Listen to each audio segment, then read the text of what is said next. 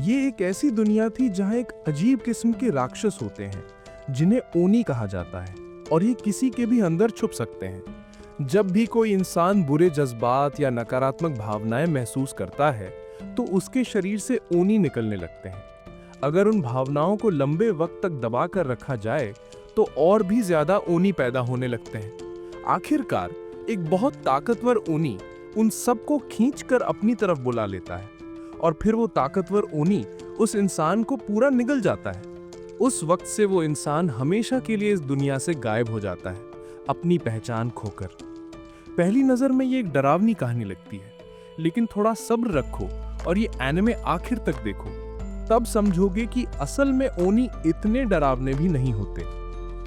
हमारी कहानी के हीरो का नाम है हिरागी।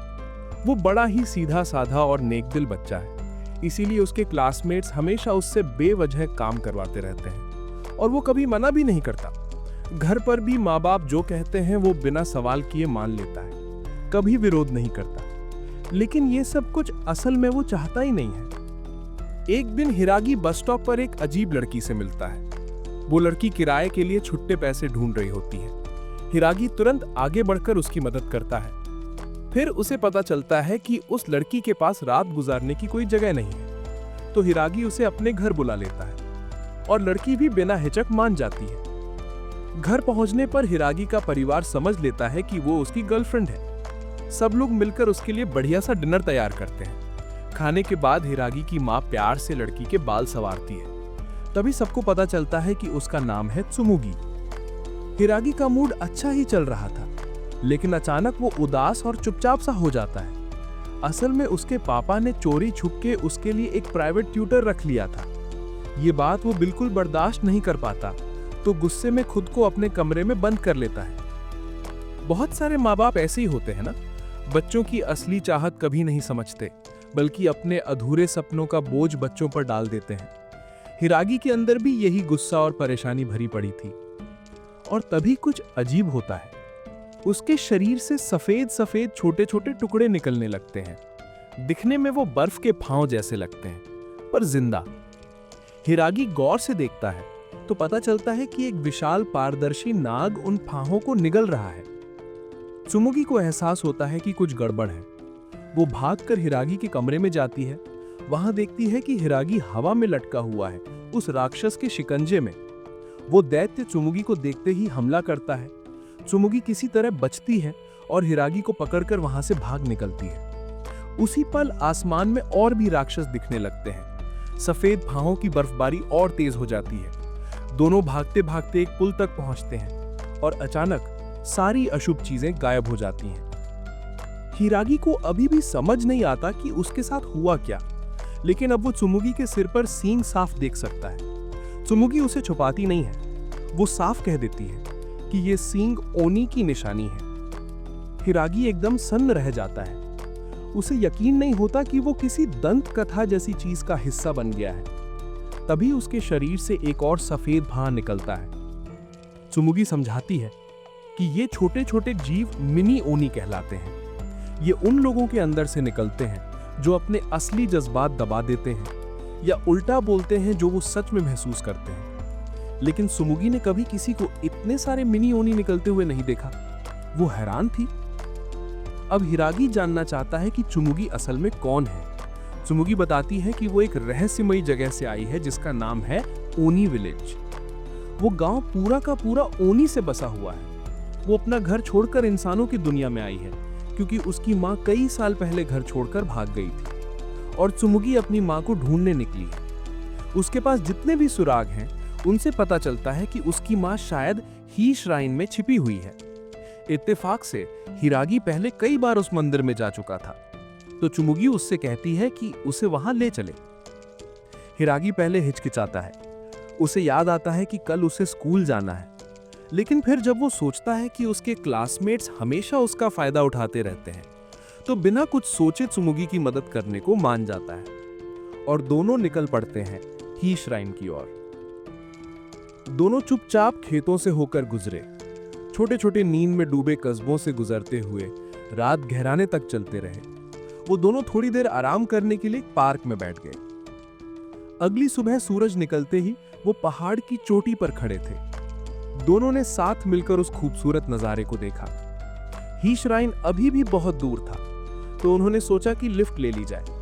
किस्मत से उन्हें एक भाई बहन की जोड़ी मिली जो ट्रक चला रहे थे। इसी बहाने वो एक चहल पहल वाले बाजार तक पहुंच गए। लेकिन जैसे ही शाम हुई, वो डरावने राक्षस फिर सामने आ गए। लगता था जैसे वो खास तौर पर चुमुगी को ही ढूंढ रहे हों। कोई चारा नहीं देखकर चुमुगी अपनी जान बचाने के लिए भागने लगी।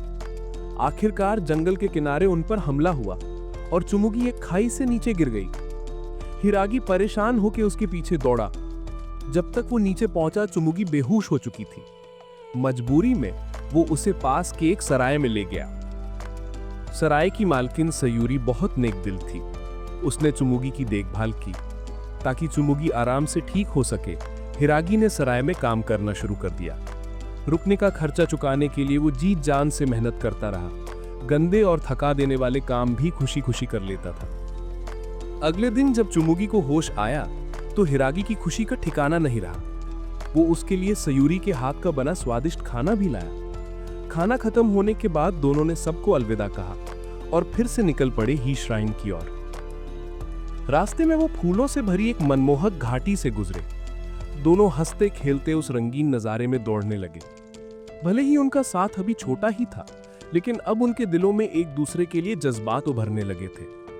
हिरागी को जब पता चला कि चुमुगी को अपनी मां मिलने के बाद वापस ओनी विलेज लौटना होगा, तो उसके मन में हल्की सी उदासी भर गई। दोनों चलते चलते बातें करते और हंसते रहे, जैसे कभी बातें खत्म ही नहीं होंगी। रास्ते में उन्हें एक छोटा सा दुकान मिला।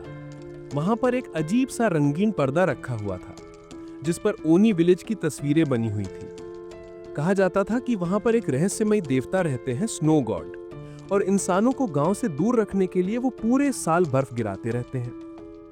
तस्वीरें देखकर चुमुगी को एहसास हुआ कि अब तक उनका पीछा करने वाला वही विशाल जीव असल में स्नो गॉड है।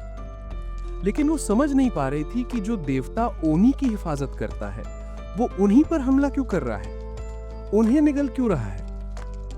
चुमुगी को यह नहीं पता था कि यह सब उसकी गुमशुदा मां से जुड़ा हुआ है। दुकान से बाहर निकलते ही स्नो गॉड ने उन्हें ढूंढ लिया, लेकिन इस बार उन्होंने भागने के बजाय चालाकी से पलटवार किया। गुजरती हुई ट्रेन का इस्तेमाल करके उन्होंने स्नो गॉड को उसी में फंसा दिया।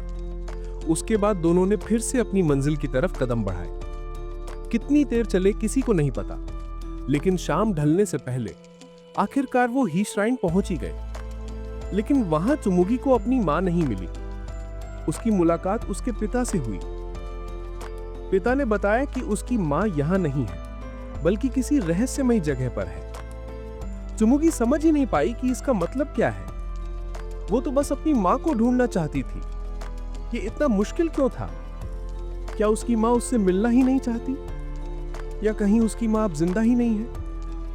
हजारों सवाल उसके दिल दिमाग में घूमने लगे, क्योंकि उसकी तड़प बस मां को पाने की थी। निराशा में चुमुगी ने खुद को छुड़ाया और मंदिर से बाहर भाग गई। हिरागी उसके पीछे दौड़ा। उसने कहा, तुम्हारे पापा के पास जरूर कोई वजह होगी सच ना बताने की। शायद वो सच तुम्हें और ज्यादा चोट पहुंचा देता। वो तुम्हें दुख से बचाना चाहते हैं। लेकिन उस वक्त चुमुगी किसी की बात नहीं सुनना चाहती थी। दोनों के बीच बहस हो गई। आखिर में चुमुगी ने हिरागी का शुक्रिया अदा किया। उसने माना कि हिरागी ने उसके लिए बहुत कुछ किया है, लेकिन अब वो अपनी मां को अकेले ढूंढना चाहती है। ये कहकर चुमुगी वहां से चली गई। हिरागी चुपचाप उसे जाता देखता रहा, दिल में भारी उदासी के साथ। उसकी नेकी को गलत समझ लिया गया था और इस बात ने उसे भीतर तक आहत किया। हिरागी की हालत अब बिल्कुल टूट चुकी थी। उसके शरीर से लगातार और भी ज्यादा मिनियोनी निकलने लगे। उधर चुमुगी उल्टी दिशा में चल रही थी। उसकी आंखों से आंसू बह रहे थे। हिरागी चुपचाप चलता रहा और उसके शरीर से मिनियोनी की गिनती बढ़ती गई। धीरे धीरे हिरागी के माथे पर एक सींग उभरने लगा, यानी वो खुद भी अब ओनी में बदलने लगा था। इसी वक्त उसका पापा, जो कई दिनों से उसे ढूंढ रहे थे, हिरागी को बेसुध सा खाली आंखों से चलते देख लेते हैं। उन्होंने कार रोकी और बेटे की तरफ दौड़े, लेकिन जैसे ही वो पास पहुंचने वाले थे, स्नो गॉड वहां आ गया। उधर चुमुगी की मुलाकात उसके पापा से हुई। उसके पापा ने माफी मांगी और कहा कि अब वो वापस ओनी विलेज नहीं जा सकते, क्योंकि वहां अचानक बहुत सारे स्नो गॉड आ गए हैं जो बिना वजह गांव वालों पर हमला कर रहे हैं। इतने में हिरागी के पापा भी वहां पहुंचे। उन्होंने बताया कि हिरागी को एक राक्षस ने निगल लिया है। सुमुगी दंग रह गई। उसे समझ आया कि यह जरूर स्नो गॉड का ही काम है। उसने वो सारे पल याद किए जो हिरागी ने उसके साथ बिताए थे, उसका साथ, उसकी नेकी, उसकी चुपचाप की गई परवाह। सुमुगी को पूरा यकीन था कि हिरागी अभी जिंदा है और उसने ठान लिया वो उसे हर हाल में बचाएगी। इसी बीच स्नो गॉड ने जिस हिरागी को निगला था वो सचमुच अभी भी जिंदा था, हालांकि बेहोश था और बर्फ में ढका हुआ उस दैत्य के पेट के अंदर। शायद स्नो गॉड के भीतर होने की वजह से हिरागी को उसकी यादों की झलक दिखने लगी। उसने ओनी विलेज को तबाह हालत में देखा। उसने देखा लोग सुमुगी की मां को धन्यवाद दे रहे हैं क्योंकि उसने उन्हें बचाया था। और एक गंभीर अनुष्ठान के बाद सिर्फ 3 साल की सुमुगी को उसकी मां से अलग कर दिया गया। इसी पल हिरागी के दिल में सुमुगी से मिलने की गहरी चाहत जगी, ऐसी भावना जो उसने पहले कभी महसूस ही नहीं की थी। शायद उसी सच्ची भावना की ताकत से उसके दिल से एक तेज रोशनी फूटी। वो रोशनी स्नो गॉड को अंदर से चीर कर तोड़ देती है। उसका शरीर आसमान से गिरता है और ओनी विलेज के पास आकर धम से गिर पड़ता है। उसी वक्त गांव वाले अब भी स्नो गॉड से लड़ रहे थे। सैनिकों की मदद से हिराडी को गांव की मुखिया के पास ले जाया गया। मुखिया अलग थीं, उनके सिर पर 3 सींग थे। हिरागी की कहानी सुनने के बाद वो अपनी कहानी सुनाने लगी। असल में सारे ओनी कभी इंसान ही थे, लेकिन जो लोग अपनी भावनाओं को बहुत लंबे समय तक दबाते रहे वो इंसानों की दुनिया में ज्यादा दिन जिंदा नहीं रह पाए। धीरे धीरे वो ओनी में बदल गए और फिर समय के साथ इकट्ठा होकर उन्होंने एक कबीला बना लिया। इस गुप्त कबीले की हिफाजत के लिए उन्होंने ओनी आइलैंड पर एक मुखौटा खोज निकाला, स्नो गॉड मास्क। उस मुखौटे में बर्फ गिराने की ताकत थी और उसी से ओनी विलेज इंसानी दुनिया से छिपा रहा। इतने में सुमुगी भी वहां आ पहुंची और उसने मुखिया की कहानी सुनी। अगर वो मुखौटा स्नो गॉड्स को बुला सकता है तो शायद उसे नष्ट करने से स्नो गॉड्स गायब हो जाएंगे। लेकिन मुखिया झिझक रही थीं। उन्हें डर था कि ऐसा करने से ओनी विलेज इंसानों के सामने आ जाएगा। सुमुगी का मानना था कि अगर किसी ने स्नो गॉड्स को नहीं रोका तो गांव के सारे ओनी निगल लिए जाएंगे। उसकी बात सुनकर मुखिया चुप रह गई। तभी सुमुगी ने मन ही मन फैसला कर लिया, लेकिन उसने ये बात न हिरागी से कही न मुखिया से। उसने चालाकी से हिरागी को अनाज भंडार में बुलाया और उसे अंदर बंद कर दिया। सुमुगी स्नो गॉड मास्क को ढूंढने के लिए निकल पड़ी। वो नहीं चाहती थी कि हिरागी अपनी जान जोखिम में डाले। इधर हिरागी गुस्से और मायूसी में अंदर से जोर जोर से चिल्लाने लगा। आखिरकार उसे सुमुगी के पापा ने ढूंढ लिया। उन्हें समझ में आया कि उनकी बेटी ने ये सब क्यों किया। वो हिरागी को बचाना चाहती थी। उन्होंने उम्मीद जताई कि हिरागी उसकी भावना को समझ पाएगा। उसी दौरान पास में खेल रहे 2 बच्चों ने गलती से अनाज भंडार का प्रसारण सिस्टम चालू कर दिया। हिरागी की आवाज पूरे गांव में गूंज उठी। उसने कहा, वो सुमुगी के फैसले की इज्जत करता है, लेकिन वो अपनी भावनाओं की भी कद्र करना चाहता है। जिंदगी भर उसने सिर्फ दूसरों को खुश करने की कोशिश की, लेकिन जब से वो सुमुगी से मिला था, सुमुगी ने उसे सिखाया था कि अपने दिल की भावनाओं पर भरोसा करना कितना जरूरी है। वो सचमुच उसकी मां को खोजने में उसकी मदद करना चाहता था, चाहे इसके लिए उसे अपनी जान ही क्यों ना देनी पड़े। कुछ भी हो जाए, वो उसके साथ रहना चाहता था। उसकी बातें न सिर्फ सुमुगी के पिता को छू गईं, बल्कि ओनी गांव के हर एक व्यक्ति के दिल को हिला गईं। सब ने मिलकर उसका साथ देने का वादा किया, यहाँ तक कि उसके लिए एक स्नो मोबाइल भी तैयार कर दिया गया। उस वक्त हिरागी के मन में बस एक ही ख्याल था, सुमुगी को पकड़ना और हर मुश्किल का सामना साथ में मिलकर करना। उधर सुमुगी का आमना सामना स्नो गॉड से हो गया। किस्मत से वो समय रहते एक गुफा के भीतर छिप गई और मुश्किल से अपनी जान बचा पाई। वहीं हिरागी की तरफ हालात और भी खतरनाक हो गए। खाई के पास और भी स्नो गॉड्स आ पहुंचे और उन्होंने हमला शुरू कर दिया। हिरागी और बाकी लोग अलग अलग दिशाओं में बिखर गए। अब उसके पास कोई चारा नहीं बचा सिवाय इसके कि वो अकेला ही आगे बढ़े। इसके बीच सुमुगी एक लंबे सुरंग से निकलकर आखिरकार ओनी आइलैंड पहुंच गई। पीछे से आता हुआ हिरागी ऊंचाई से सुमुगी को देख लेता है। घबराहट में वो लकड़ी के पुल से तेजी से नीचे उसकी ओर दौड़ पड़ता है। सुमुगी पहाड़ की गहरी गुफा तक पहुंचती है, जहां उसके सामने वो दंत कथाओं वाला स्नो गॉड मास्क रखा था। लेकिन जैसे ही उसने हाथ बढ़ाया, मास्क ने अचानक सिर उठाया और उसकी ओर देखा, मानो वो जिंदा हो। गुफा के भीतर बर्फीली हवा का तूफान उठा और त्सुमोंगी को खींचकर किसी और दुनिया में ले गया। उस रहस्यमयी जगह में प्रकाश की किरणें उसके शरीर से गुजरने लगीं और उसके माता पिता की अनगिनत यादें उसकी आंखों के सामने बिखर गईं। उसकी माँ जब गर्भवती थी, उस वक्त की झलक, वो पल जब उन्होंने उसका नाम चुना था, सभी अनमोल और सुखद यादें सपनों की तरह उसके सामने गुजरने लगी। इन्हीं यादों में उसने वो दृश्य भी देखा जब नियति ने उसकी माँ को चुना था स्नो गॉड मास्क की संरक्षक बनने के लिए, वही जिसने स्नो गॉड को बुलाया था। उस दिन से उसकी माँ ने मास्क पहना और ओनी आइलैंड की रहस्यमयी जगह में प्रवेश किया। उसकी कीमत पर ओनी गांव को मिला शांति और सुकून। लेकिन उसी पल से त्सुमोंगी ने अपनी माँ को कभी नहीं देखा। जहां दुनिया रोशनी और हंसी से भरी थी, वहां सिर्फ वो और उसका पिता चुपचाप अपनी माँ को याद करते रहे। सालों साल का अकेलापन धीरे धीरे उसकी माँ के दिल को खोखला करता गया और अंत में उसके मन को बदल डाला। यही परिवर्तन स्नो गॉड पर भी असर डाल गया। वो रक्षक से विनाशक बन गया। धीरे धीरे नीचे उतरते हुए त्सुमोंगी उस रहस्यमयी जगह के तल तक पहुंची। वहां उसने अपनी माँ को देखा, वही माँ जिसकी गोद के लिए वो बरसों तरसती रही थी। जैसे ही उसकी माँ ने अपनी बेटी की आवाज सुनी, उसका सूखा हुआ दिल पल भर में फिर से खिल उठा। माँ बेटी के रिश्ते की गर्माहट ने सारी अंधकार को पिघला दिया। स्नो गॉड मास्क धीरे धीरे मिट गया और उसकी माँ भी उसी के साथ चुपचाप विलीन हो गई। बाहर उसी पल एक एक करके सारे स्नो गॉड्स गायब होने लगे। बर्फ और बर्फानी तूफान पिघलने लगे। ओनी आइलैंड को ढके हुए मोटे परत ढह गई और अचानक त्सुमोंगी को दबोच लिया। जब उसने आंखें खोली, हिरागी पहले ही वहां पहुंच चुका था। त्सुमोंगी हैरान रह गई, वो यहाँ कैसे आया? हिरागी ने मुस्कुराकर कहा कि जब से उसने उसे पीछे छोड़ दिया था, वो बस यही सोच रहा था कि वो सचमुच क्या चाहता है। और जब उसने अपने दिल की सुनना चुना, तो वो पहले से कहीं ज्यादा मजबूत महसूस करने लगा। अब उसकी सबसे बड़ी ख्वाहिश बस यही थी कि वो त्सुमोंगी के साथ रहे। इतना कहते ही हिरागी के शरीर से बोझ जैसे हट गया। उसके माथे पर उगा सींग गायब हो गया। दोनों ने एक दूसरे को कसकर थाम लिया और साथ मिलकर उस निर्मल और खुले आसमान में तैरते चले गए।